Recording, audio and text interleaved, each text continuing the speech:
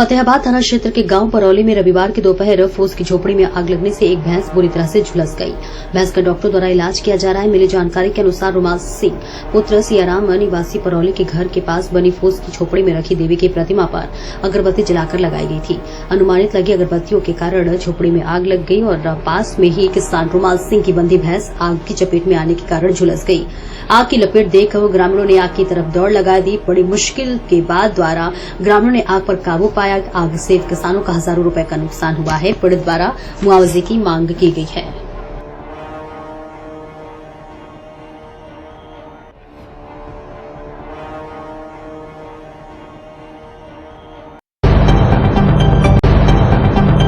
बीच बड़ी खबर सामने आ रही है आगरा से, जहां नवरात्रि पर FSDA का बड़ा अभियान चलेगा।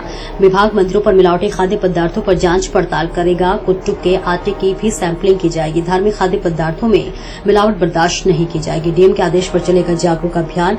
FSDA सहायक आयुक्त शशांक त्रिपाठी ने दी जानकारी।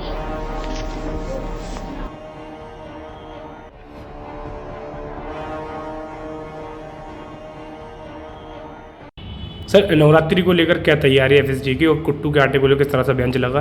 पिछली बार हमने देखा था तमाम सारे ऐसे समाचार आए थे कि जिसमें मिलावट जैसे इश्यूज निकले थे। इस बार FSDA की क्या तैयारी है? जी, हमारे यहाँ नवरात्रि और ईद के दृष्टिगत लोगों को सुरक्षित खाद्य पदार्थ उपलब्ध कराने के लिए जनपद में 7 टीमों का गठन कर दिया गया है, जो कि अपने अपने क्षेत्र में निरीक्षण एवं सैंपलिंग की कार्रवाई कराएंगी एवं कुट्टे के आटे पे विशेष रूप से निर्देश दिया गया है कि उसका निरीक्षण करें। अगर कहीं भी संदेहजनक लग रहा हो तो उसकी सैंपलिंग करें, सीजर करें, नष्टीकरण करें। लोग किस तरह से शिकायत करें विभाग से, कैसे आपसे संपर्क करें, इसके लिए कोई जागरूकता अभियान चलाया जाएगा क्या? जी, इसके लिए समय समय जागरूकता अभियान चलाया जाता रहता है। बाकी जैसे हमारा जो भी मोबाइल नंबर है, अगर कहीं कोई सूचना मिलती है तो हमारे मोबाइल नंबर 9455483881 पर भी उनको सूचना दे सकते हैं। पिछली वर्ष जिस तरह से कार्रवाई की गई थी उसके क्या कुछ नतीजे निकल के आए? पिछले जो दिनों में कार्रवाई की गई थी उसमें जो रिपोर्टें फैलाई है उनके खिलाफ मुकदमा दायर कराया जा रहा है।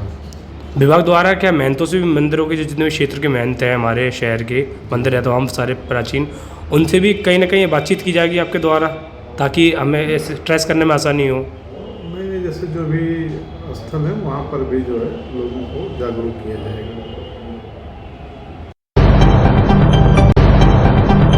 यूपी के हमीरपुर जिले में मासूम भाई बहन की मौत का एक बड़ा मामला सामने आया है, जिसमें घर के बाहर खेल रहे मासूम भाई बहन की अचानक खेलते खेलते तबीयत बिगड़ गई। बच्चों ने तबीयत बिगड़ने के बाद जब घर पहुंचकर मां को बताया तो परिजन बच्चों को लेकर जिला अस्पताल पहुंचे, जहां पर डॉक्टरों ने दोनों बच्चों को मृत घोषित कर दिया। बच्चों के शरीर में जहरीला पदार्थ होने की आशंका जताई जा रही है।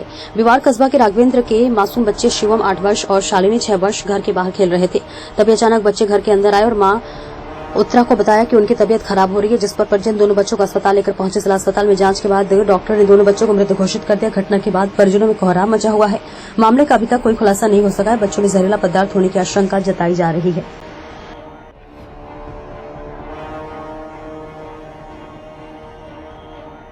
बच्चे कुछ खा गए हैं, जहरीला पदार्थ खत्म हो गए। किस गांव के आप लोग? किस गांव के हैं आप लोग? बीमार के हैं साहब। कितने वर्ष के हैं बच्चे? एक बच्ची एक बच्चा। कितनी उम्र होगी लगभग? लगभग 8 साल है। लड़की की 6 साल। बीमार के। ये घटना कैसे हुई? कहाँ गए थे बच्चे? घटना घर के पास गुआड़ा है, वहाँ पे खेल रहे थे। खेलते खेलते हमने कहा अब नहला दें। नहलाया, उसे कपड़े पहनाते पलटी कर दी उन्होंने। बस कह रहे मम्मी बचा लो हमें, और नहीं कुछ कहा है। सिर्फ मैंने 10 मिनट को छोड़ा थे। छोटा बच्चा था, उसे मालिश करके सुलाने गई थी, इतने में फरार हो गए। कह रहे जा रहे मम्मी के। आपका क्या नाम है? उत्तरा नाम है। हाथरस के अलीगढ़ रोड स्थित एक शराब के ठेके पर उस समय हंगामा हो गया जब कुछ युवक शराब खरीदते समय आपस में भिड़ गए। यह घटना तब हुई जब ठेका स्वामी ने साल की क्लोजिंग के मौके पर ग्राहकों के लिए एक बोतल पर एक बोतल फ्री का ऑफर दिया। ऑफर की जानकारी मिलते ही ठेकों पर ग्राहकों की भीड़ उमड़ गई। ज्यादा शराब लेने की होड़ में कुछ युवकों के बीच कहासुनी हो गई जो जल्दी झगड़े में बदल गई। देखते ही देखते विवाद इतना बढ़ गया कि मारपीट और तोड़फोड़ की नौबत आ गई। घटना की सूचना मिलते ही पुलिस मौके पर पहुंची और स्थिति को संभाला। पुलिस ने झगड़ा करने वाले युवकों को समझा बुझाकर मामले को शांत कराया। फिलहाल स्थिति सामान्य है, लेकिन इस हंगामे के चलते ठेके पर अफरा तफरी का माहौल देखने को मिला।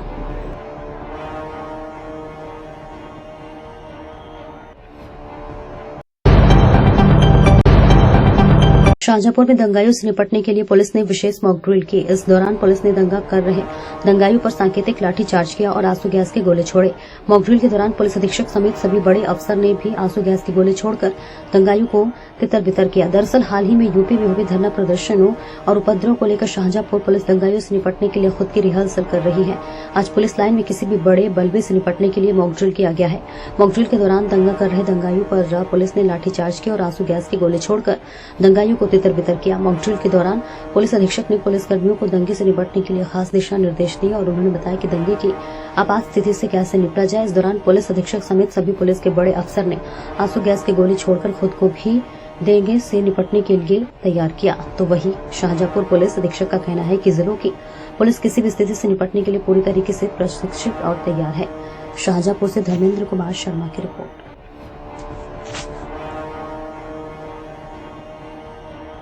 पटने के लिए एक विशेष मॉक ड्रिल आज की गई है। देखिए, ये पुलिस के वर्किंग का एक प्रमुख भाग है एंटी राइट ड्रिल, और उसकी सतत प्रैक्टिस की जाती है ताकि कहीं भी ऐसी अगर आवश्यकता पड़ जाए तो टीम तैयार रहे, प्रैक्टिस रहे। इसके जैसा आपने देखा कि विभिन्न अंग हैं। यदि हम प्रैक्टिस नहीं किए होंगे, मेंटली प्रिपेयर्ड नहीं होंगे, तो जो सभी स्टेप्स हैं जो शरारती तत्व हैं उनको रोकने के लिए उनका पालन नहीं करेंगे और कभी कभी फिर आवश्यकता से अधिक बल प्रयोग कर देंगे जो कि नुकसानदायक होगा। तो इसी बात की ये प्रैक्टिस की गई है कि अगर कहीं भी कोई ऐसे तत्व इकट्ठा हों जिनका डिस्पर्सल करना आवश्यक है, तो जो भी प्रमुख बातें ध्यान रखनी है, कैसे उनको सचेत करना है, क्या क्या उनको चेतावनी देनी है, और फाइनली अश्रु गैस का प्रयोग करना है या लाठीचार्ज का प्रयोग करना है, कभी कभी फायरिंग की भी नौबत आ जाती है। इस सब के लिए ट्रेनिंग दी गई है और लगातार दी जाएगी। देखा गया कि पुलिसकर्मियों के साथ अफसरों को भी ट्रेन किया गया आज। डेफिनेटली हम लीडर्स हैं और कभी कभी ऐसा हो जाता है कि हमको आगे बढ़ करके लीड करना पड़ता है, एक्शन लेना पड़ता है, तो उसके लिए बहुत आवश्यक है कि हम भी इसका प्रैक्टिस किए रहें। हम सभी को बाकायदा इसकी ट्रेनिंग मिल चुकी है एकेडमी में।